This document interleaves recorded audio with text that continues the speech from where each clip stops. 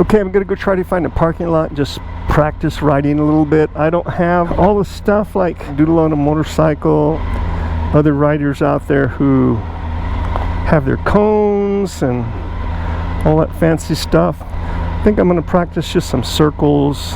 Got some new gloves here. Let me see if I can get them to come apart. Anyway, practice circles, emergency stops, starting. I changed the display on my motorcycle because I like having this bar here. It shows the amount of gasoline. There's your RPMs. That's cool. This side shows your temperature. I'm trying to find, oh, hello, big numbers, miles per hour. I took one of my garage door openers. I was gonna buy a fancy garage door opener for the bike, and then I thought, you know, I have a garage door opener.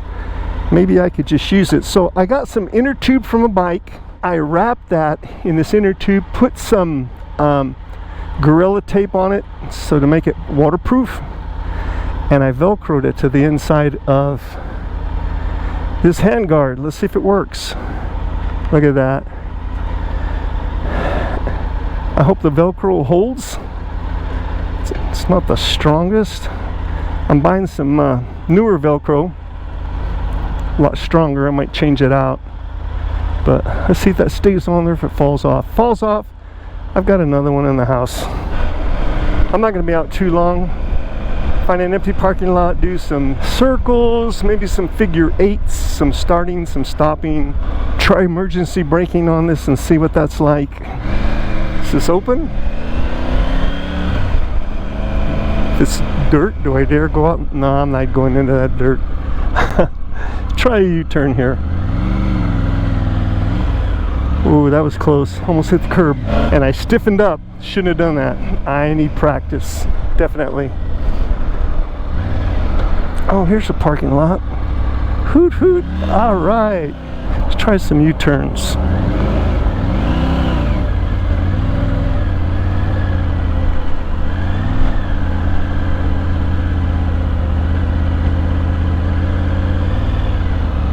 This is the one that's going to be hard.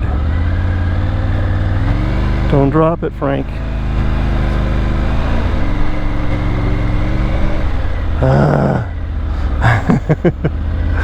Oh God.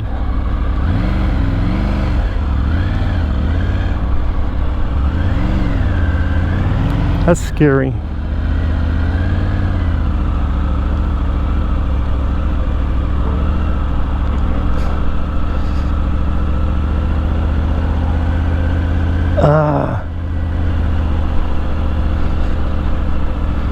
And I don't have crash bars on this thing, so don't drop it.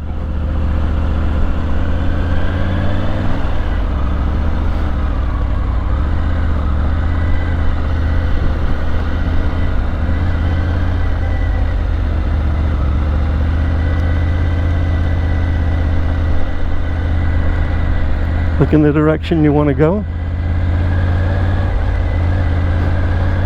This actually U-turns better than the Harley. Look in the direction you want to go, Frank.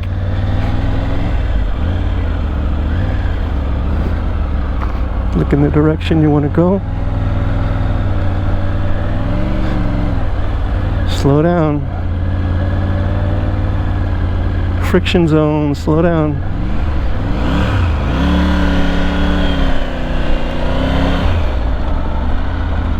Okay, that was an emergency stop. Let's try that again. Look where you want to go. Okay. Let's see.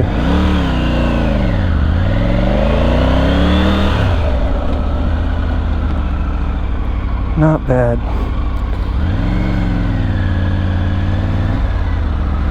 Okay, let's just practice stopping and starting. Going down the street and you have to stop. Going down the street and you have to stop. Going down the street and you have to stop. I should do this every day. I need to find a parking lot where these parking lines, like it's a larger, wider parking lot with lines on both sides, and then I can practice doing figure eights in between those lines. I guess I could do it here. It's just that the damn curb freaks me out. So like start here and then turn this way. See? I dropped my foot. Darn it. Don't drop your foot, Frank.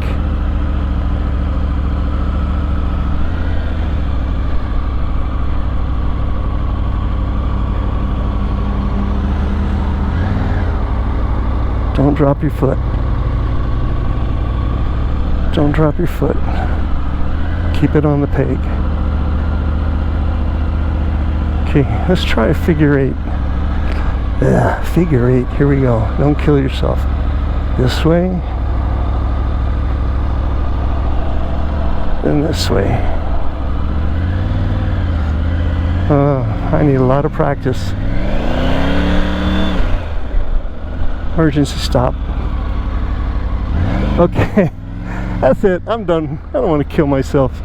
Once I get all the protective gear on here, I'm gonna go find somebody to help me train. The other thing too I need to do is I've gotten off my diet. I was faithfully eating only at noon and at 6 o'clock in the evening. That means I'm fasting a lot during the night and then early in the morning. And I've took off a lot of weight in terms of fat. And when I was in California, I was 220. I got all the way down to 100 and I think 70. This morning I weighed in at 182. So I've got to get the weight back off. I got to start my exercise routine again. I had stopped my exercise routine when I had tore the supraspinatus and the long head of my bicep muscle on my rotator cuff. So it's been 6 months now since the surgery and it feels awesome. I got to get back into strength training. Hey, 72 years old, gotta do something. I wasn't going to get on the bike today, but I decided to do it. U-turn, look where you gotta go. Quick shift, no clutch. Love it. Look ahead, not down at the ground. Look far up ahead. Look in the direction that you want to go. The thing with a motorcycle, the direction that you look in is usually the direction the motorcycle is going to go. I like this display. I'm going to keep that one. I can see how much gas I have in terms of tick marks. I can see how fast I'm going. I can see my temperature gauge. I can see the tachometer. I like it. This is the one I'm keeping. I had it set to style 1, but there were no tick bars showing how much gas is in the tank. It doesn't tell you how many miles of travel time you have left in terms of gas. Okay, I'm going to go over Trans Mountain, make a U-turn, come back down Trans Mountain, come home, and that'll be it for the day. Okay, so the name of my motorcycle is Blue Filly. F-I-L-L-Y, like a young horse, small horse. So like a small horse, it's not big enough to be a mare, so they call it a filly. So since this bike is not big enough to be a rally pro, it's a filly, and she's blue. So I named her Blue Filly. Okay, I'm keeping this monitor. I like it. I've got my tick marks for my gas. I've got my tachometer. I've got my temperature gauge. I got my miles per hour. And I got a big fat number in the middle that shows me what gear I'm in. Keeping this one. Like it.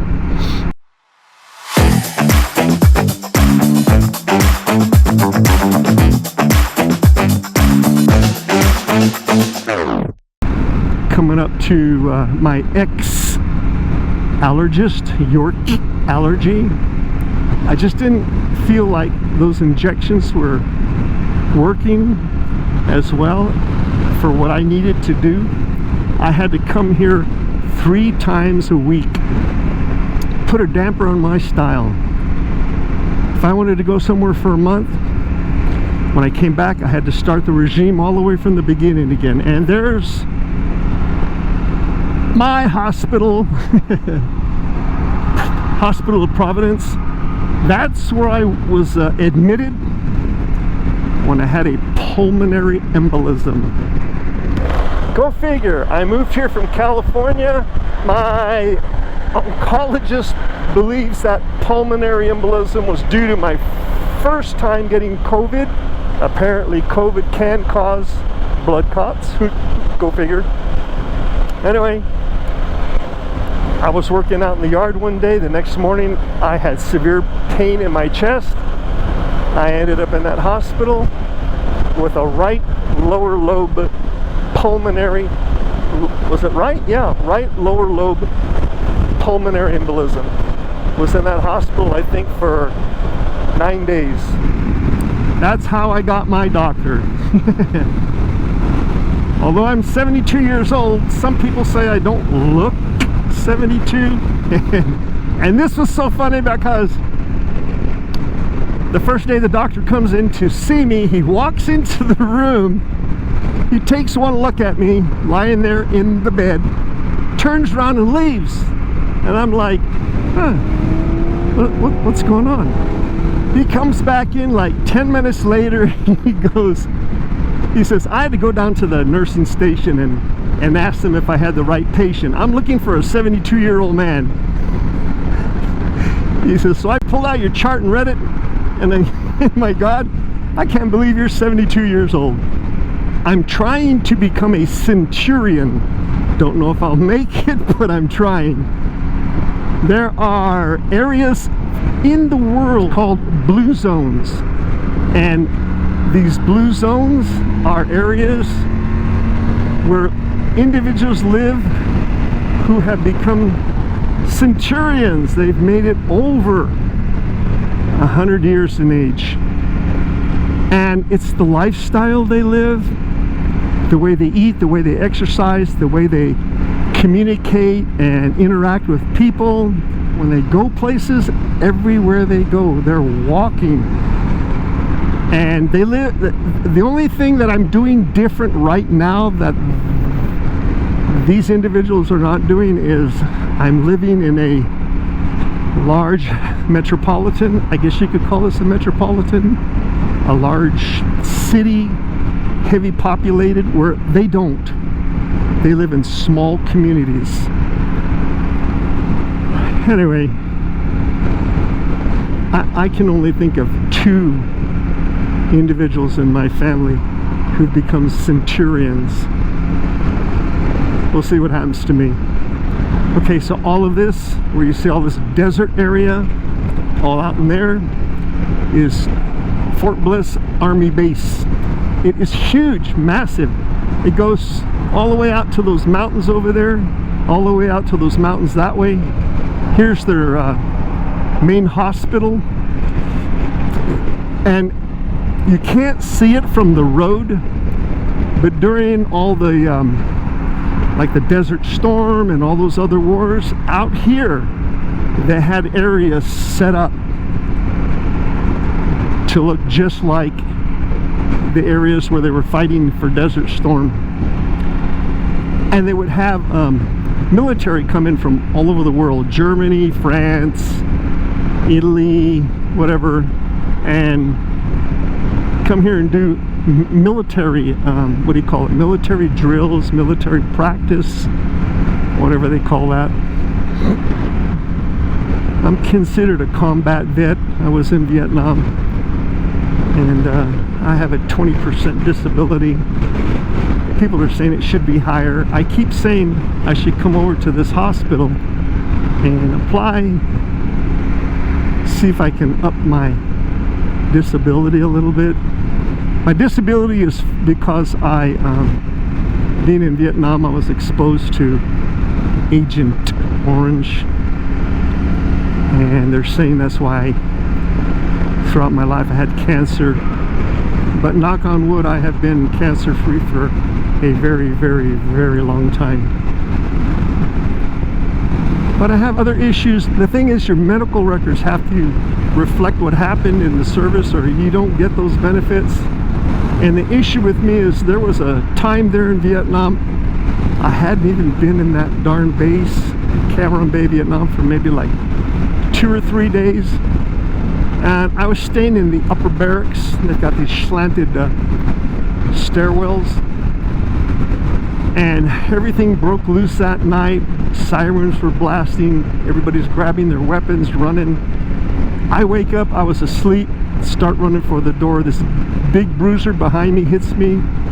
I go rolling down those stairs. We were with a Navy air squadron, so we weren't given a weapon. The only time I had a weapon is when I had to sit shotgun on a bus to take civilians back out to their homes. And I hurt my back, but I didn't report it until I got back to the States. And then I didn't report it that I had hurt it in Vietnam. I just said I started having back pain. And so in my records it shows where I'm getting services for my back, physical therapy, medication, and that kind of stuff. But there's nothing in the records saying, oh yeah, he did this in Vietnam. So they're not giving me benefits for that. And I met a Marine the other day at Navy Federal Credit Union. He's going, no, you need to go back. I guess there's some kind of organization there at that veterans facility part of the hospital that will advocate for you. So I might go back. I mean, all my life now I've had back problems. Something as simple, I remember one year in my 30s, I was painting the hallway of my house. I was using a roller and rolling the ceiling of the house. My back gave out. I hit the floor. I wasn't walking for a week. And I was in physical therapy for almost 3 weeks to recover. I've been having back physical therapy pretty much all my life. So maybe maybe I will, maybe I won't go ask him about upping my benefits.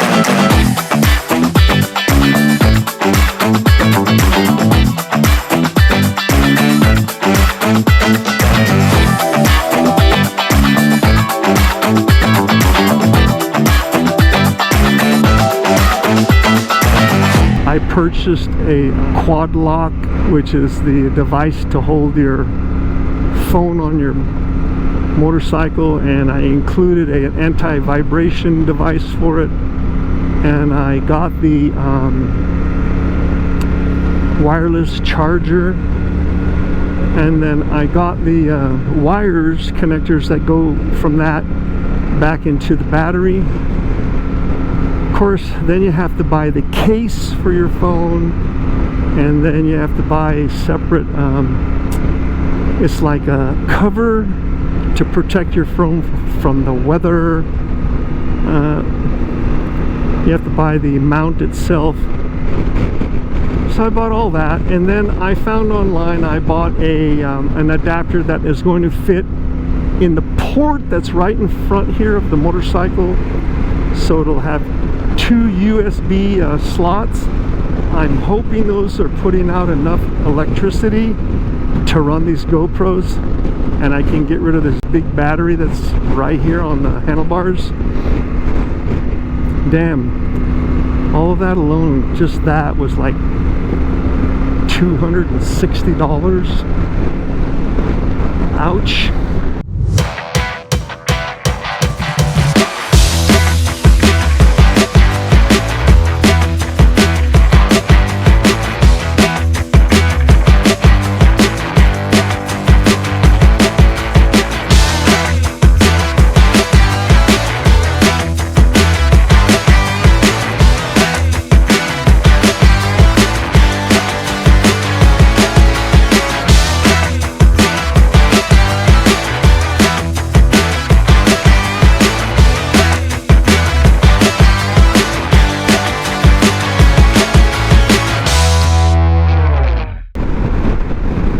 This bike handles a lot nicer than the Harley Davidson. It has a feeling of I've got more control over it.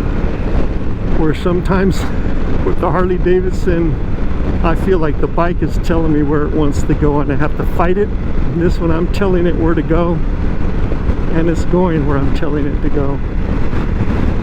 Back's a little sore today.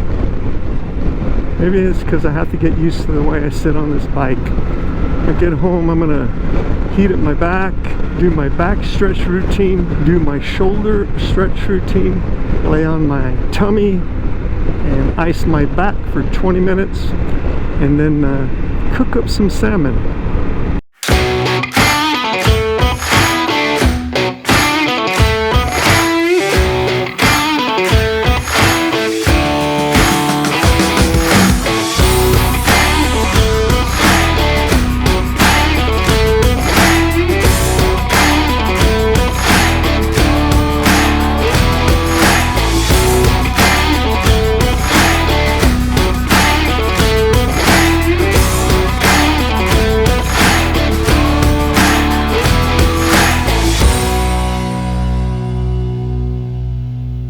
Go people, you got the green light. Let's go, go, go. Go. Go, go, go. Wow, it stinks here. There's all this construction going on over here. And so, with all the construction, they've got a lot of the sewer lines open up because they're making connections, and man, it reeks. Woo! Oh man!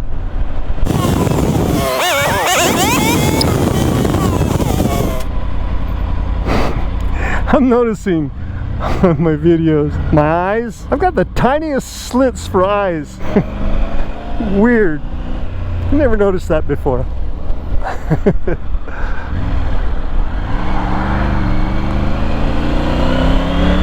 Oh, this bike is so easy to turn compared to the Harley. Love it. Okay, let's see if I can open my garage door. Did it open it? It did. Hoo-yah.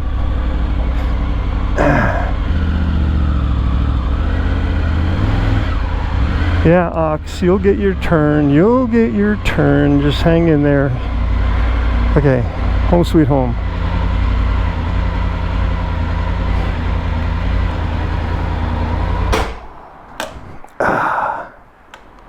Mercy, my back is a little stiff. Maybe it's because of this motorcycle. It's a different seating position. I'm gonna have to get used to it. Come on.